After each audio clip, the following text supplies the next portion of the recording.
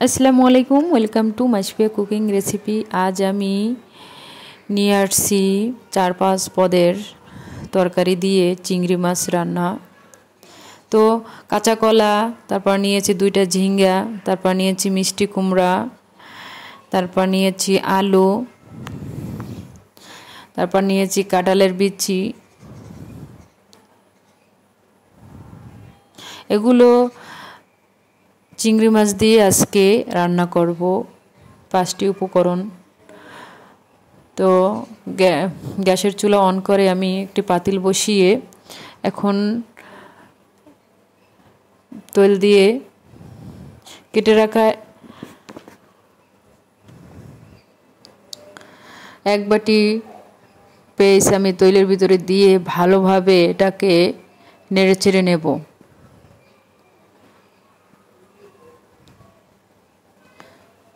পেঁয়াজের উপরে যে চিংড়ি মাছগুলো আমি কেটে রেখেছি ওগুলো একসাথে আমি তেলের উপর ভেজে নেব। এভাবে ভেজে নেওয়ার পরে একটি বাদামি কালার দেখা যাবে, তখন বুঝতে হবে যে আমার চিংড়ি মাছটা হয়েছে।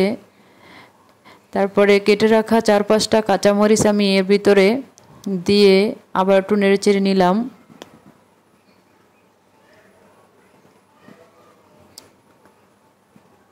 চিংড়ি মাছটা একটু তেলের উপর ভাজলে ঘ্রাণটা ভালো আসে।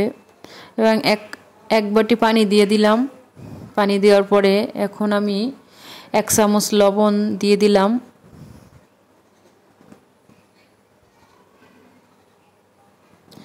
এক চামচ হলুদের গুঁড়ো,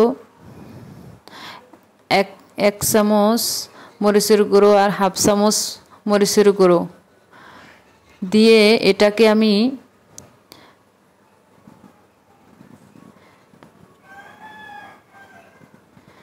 কষিয়ে নেব।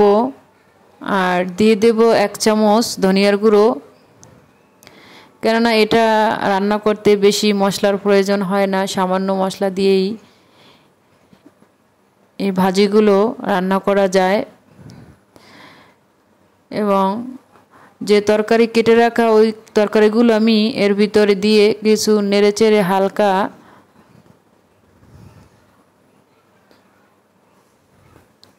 ঢাকনা দিয়ে ঢেকে দেব কিছুক্ষণের জন্য।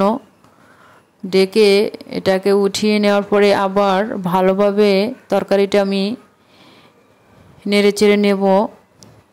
ভালোভাবে তরকারিটা কষানোর পরে আমি আবার ঢাকনা দিয়ে ঢেকে দেব। এক পর্যায়ে দেখব যে আমার তরকারির পানিগুলো শুকিয়ে গেছে।